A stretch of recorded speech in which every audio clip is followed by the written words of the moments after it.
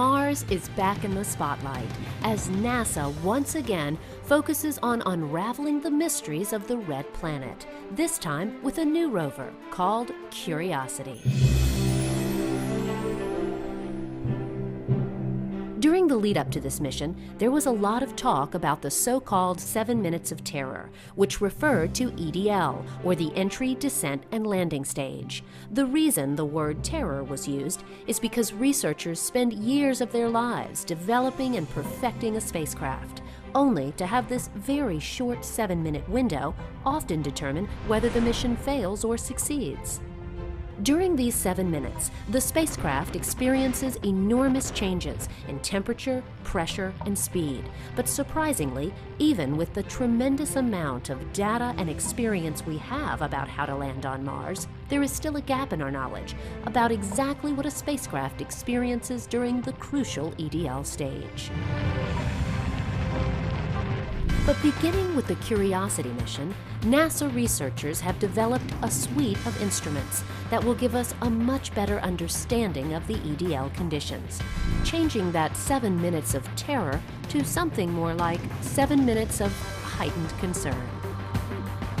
Coming up on this episode of NASA X, we will find out about the challenges of EDL as we follow the Medley team in their quest to improve our understanding of entry, descent, and landing. We will follow them from some early setbacks and design challenges all the way through to the triumphant night that Curiosity landed on Mars.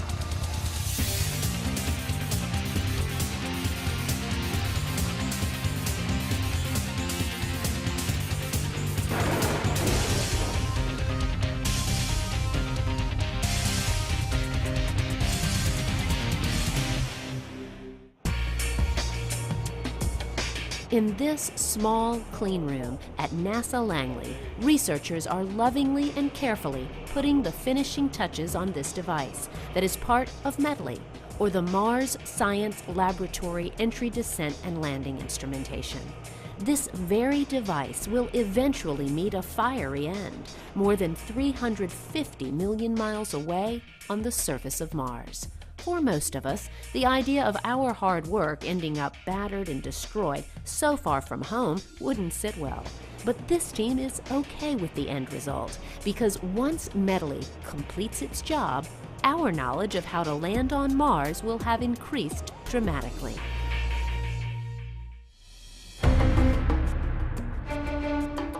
Mars is a curious place.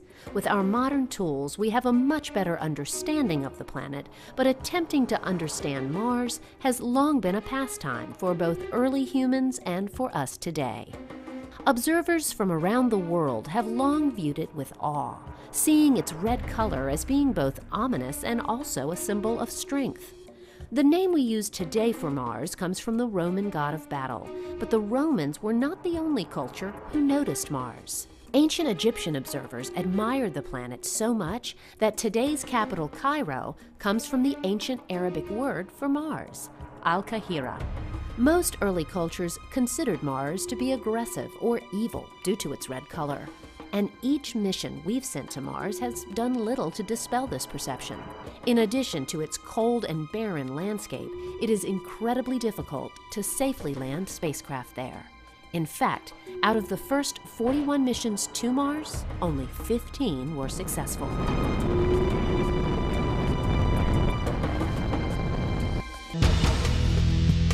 Even though difficult, when missions are successful, they provide immense amounts of data that can be used to further our knowledge for years to come. One of the most successful early NASA programs was the Mars Viking missions in 1976. That mission landed 2 stationary landers on the surface of Mars, and although they were only scheduled to last for 90 days, the landers transmitted data for several years, prompting one NASA observer to say, "We found intelligent life on Mars, and it was us." Other missions followed, some successful, some not, but with each mission, our knowledge and experience delivering vehicles to Mars increased significantly. Building on both the successes and failures of the past, NASA decided to send the most complex and technologically advanced mission that had ever been sent to Mars, called the Mars Science Laboratory, or the Curiosity rover. The size of a small car, this rover has enough scientific firepower to unlock many of the mysteries of Mars in ways we could only have dreamed of a few years ago. But getting the Curiosity rover there would be tough. This vehicle is much bigger than anything we have ever tried to land on Mars before. The rovers and landers of the past were all relatively small, so with minimal changes, researchers could generally fit each new payload into a similar-shaped aeroshell and use an existing thermal protection system. Because these factors didn't change much, researchers had a known commodity and could plan accordingly. Curiosity is different. It is by far the largest and most capable rover to ever land on Mars, and researchers had to completely rewrite many of the How to Land on Mars books. We're limited by how large a vehicle we can put in the launch vehicle by the launch vehicle shroud. So those other vehicles flew on smaller rockets to save costs. They weren't taking as much mass, but they then were limited to a 2.65 heat shield. With MSL, we're flying the biggest one that we have to date, about 4.5 meters, and that's about as big as we can make it on any rocket we have. So this is a very large heat shield.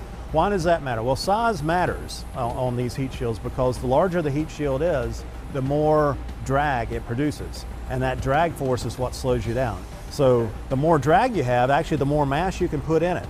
And so we're taking the biggest thing we've ever taken to Mars. It's like a car. It's a metric ton, 2,200 pounds, basically, of vehicle that we're going to land. And so we needed that big heat shield to be able to slow us down to get to the surface. To get to the surface safely, researchers had to develop a completely new aeroshell, new thermal protection systems, new sky crane landing sequence, and so much more, leading to a lot of uncertainty in the research community. Because the entry into the atmosphere, the descent to the ground, and the all-important landing are some of the most important elements to safely getting any vehicle to Mars, especially one that is much larger than previous vehicles, there has been a big push to better understand the specific conditions that the vehicle will face when entering the Martian atmosphere. The Mars atmosphere is, too thick to ignore and too thin to really help you out too much. And that's why landing on Mars is so challenging. The pressure differences and the density differences, along with the chemistry differences, the Mars atmosphere is mostly carbon dioxide as opposed to our nitrogen-oxygen atmosphere here on Earth, that it's really difficult to simulate and it's difficult to test in, nearly impossible. So we do different tests in different facilities trying to piece together the story and validate our simulation. So if it works at this point and this is the model, then we think that the model will work over at this point, which is the real flight environment. But it's a very involved, complex process to design and ensure that a vehicle will perform as we think at Mars. So one of the challenges that we face is the lack of data on how vehicles perform in the Martian atmosphere. So that's one of the main problems. Been very little instrumentation on previous missions. Medley is the most complete instrumentation data set we'll have on an entry vehicle at Mars. For past missions, researchers would simply over-engineer pieces to make sure they worked as expected, which of course added weight and complexity to each mission. But as we begin to think about landing humans on Mars, we need to have more precise readings and understanding of the exact conditions spacecraft will face when they enter this alien environment. One way to get these measurements is to place sophisticated sensors in the heat shield itself. This sounds simple in theory, but it is in fact very difficult. To do this, NASA put together a highly skilled team of engineers to tackle this looming problem.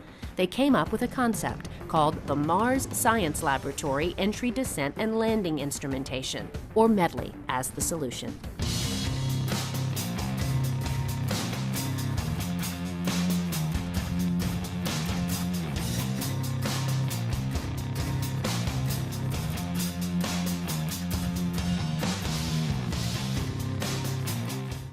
So MEDLI is a unique opportunity for us. We've been in the technical community wanting to instrument an entry vehicle for as long as I can remember, and finally all the stars aligned and we were able to do it. So we're pretty excited to be able to give this data set back to the engineers and the scientists. MEDLI is a series of sensors on the Mars Science Laboratory heat shield. So we've actually mounted pressure transducers to the inside of the aeroshell structure, and we've put plugs in the thermal protection system material to measure the pressure and the temperature on the spacecraft as it flies down through the atmosphere. MEDLI consists of two unique sets of instruments to help gather this information. The first is called MEADS, or the Mars Entry Atmospheric Data System, and the second is known as MISP, or MEDLI Integrated Sensor Plugs. MEADS will measure the atmospheric pressure on the heat shield to see how well models predicted the spacecraft's real trajectory and its aerodynamics, while MISP will measure how hot the heat shield gets and how much of the heat shield burns off during entry. Both of these instruments will be attached to the heat shield section of the spacecraft and will experience the highest temperatures and pressure that will be exerted on the craft. Engineers have determined that the best configuration to get the measurements would be to place the 7 MEADS pressure transducers in a cross-shaped configuration to help calculate the vehicle's angle of attack, side slip, and dynamic pressure. The other part of the MEDLI system is the thermal plug, and this is actually made of the Pika heat shield material, and it's about 1¼ inches in diameter, and it's bonded into place, and then the wires come through the structure and again feed back to our electronics box. So with these plugs we have 4 thermocouples measuring the temperature in depth in the material. This is important because that will tell us how the material responded to the heat pulse and how it soaked through and at what rate.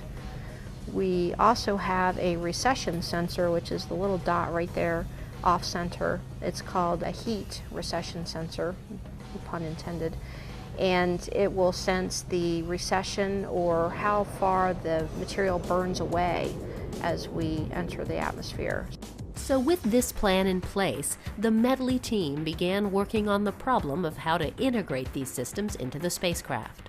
Immediately, the team knew that they would have to drill holes in the heat shield of the MSL to insert these plugs. As you can imagine, with a $2.5 billion mission, there was some concern about drilling holes into a perfectly good heat shield. There's a lot of consternation because it's kind of like jumping out of a perfectly good airplane. You have to keep in mind the four-body heat shield, all the TPS typically, is a single point of failure subsystem for the entire mission. So taking a single point of failure subsystem and then putting holes in it gets people excited. And that was one of the ongoing challenges to this project was to demonstrate at every turn, under every experience, that the holes for making pressure measurements and the holes that we would have to make in to put the thermal plugs would be okay. It would be no threat to the project. And so we were very successful in doing that. With the go-ahead to begin, the testing phase soon followed. Of course, one of the main tools used in the initial testing were computer simulations. By the time of the launch, millions of simulations had been run to make sure everything would react as anticipated. With the computer data as a starting point, the next big step would be to test the sensors in environments that were as close to real world as possible. At the beginning of the process, it was determined that the heat shield would be made from the exact same material used for every Mars mission since the Viking landers. With this knowledge, the team began building the plugs and then placing them in a unique facility called an arc jet. This facility creates temperatures in excess of the temperatures that will be seen on Mars. After months of successful testing and data in hand, the team was ready. But then there was a problem. After some intense examination, it was determined that the material they were using may not be suitable for this mission, so a change would have to be made. The reason behind that was because the original material, and this is the example of that, it's called SLA 561V, it's a cork. And cork-based material with a lot of other soupy kind of elements in it, in a honeycomb matrix. That material was invented for the Viking program. And the Viking program was experiencing roughly 15 watts per square centimeter. The architecture of how that mission got to the surface of Mars was completely different than MSL's, in that they went to orbit around Mars and then gently went down to the surface, whereas MSL did it in one single shot from the 13,000 miles per hour then back down to the surface. So further calculations and experience showed us that there was a shear flow that was happening because of turbulent flow was also being predicted.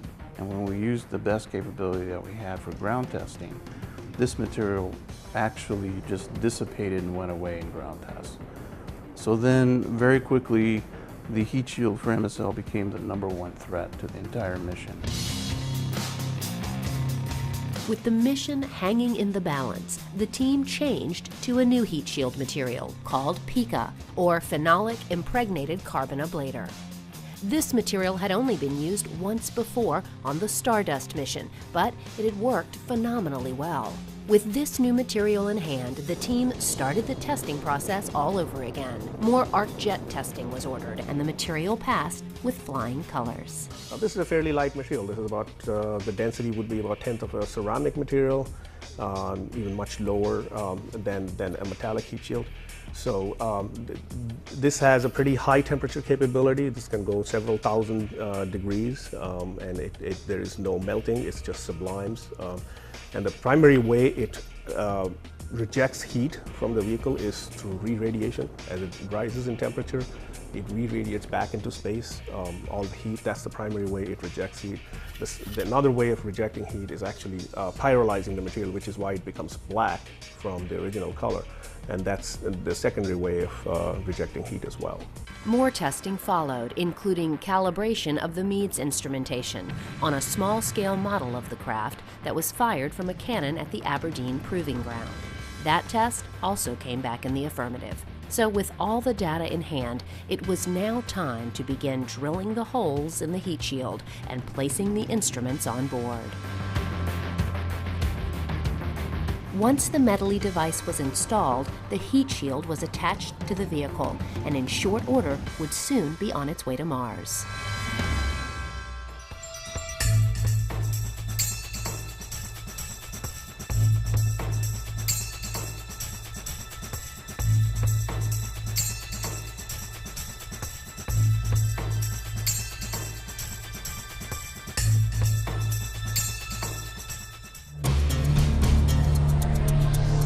On the morning of November 26, 2011, the team watched as the Mars Science Laboratory mission launched for Mars. All they could do now was wait, an agonizing 9 months to see if all this hard work would pay off. On the evening of August 5th, 2012, the team begins to arrive at JPL. Spirits are high as they move toward the EDL room. There's a lot of tension, but everyone feels confident the mission will be a success. Maybe a little anxious, but not as nervous as we thought we'd be at this point. We've really done the testing and looking at it. We're ready for this thing to happen. As the team begins to take their seats, the tension in the air rises. With Mars hundreds of millions of miles away and the data traveling at the speed of light, it still takes about 14 minutes for the information to come back to the EDL room. As engineers and researchers watch the screens, all the data they receive has already occurred minutes before. In about an hour and a half, we'll get our last health status, and then we'll get a few points of data, and it'll say, okay, this is the state of the medley instrument before entry. And then at 30 minutes, then we'll get the real data. So it'll be exciting. With the success of the mission on the line, nerves and excitement can be seen everywhere. With just minutes to go before landing, data begins to trickle in. That we have seen heating on the heat shield through the medley instrument. Everything was fine. This is as expected. Medley instrument. The first data sets are good, But with about 13 minutes to go before landing, the realization sets in that the Medley instrumentation has already worked or failed on the Martian surface. The spacecraft is actually on the surface at this point because there's a 14-minute lag. So we're not going to know for sure. It's on the surface one way or another.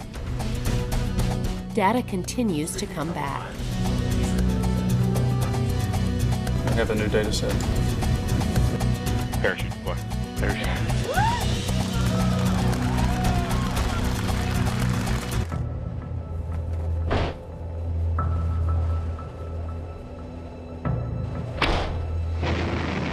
We are in powered flight.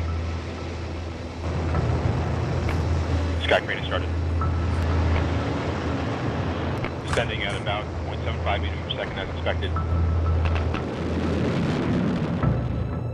Touchdown confirmed. We're safe on Mars.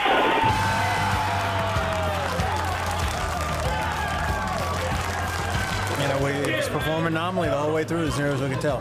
Very good day. I think we just accomplished something incredible as a team. NASA, this was something many people looked at the architecture and said it couldn't be done, and shouldn't be done, but we did it and successfully got that rover on the surface. So we've got a 2-year mission to determine if Mars could have or even could currently support life.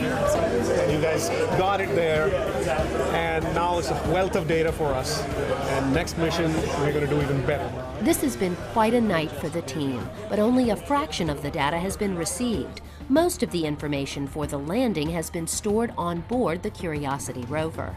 The Medley team will receive all the data over the following few weeks. Everything went flawlessly. We got our data back. It's clean. We saw the sensor performed according to expectation. We have the entire data set back. Everybody is extremely happy, and we can see that all that hard work that has gone into it has really paid off. And the data set is rich, and it will be something that the community uses for literally decades to come. With the data back and Medley a huge success, Medley type instrumentation may become the norm for receiving data back from future spacecraft. This type of information will become even more important as we begin to plan for human-rated missions to Mars and beyond.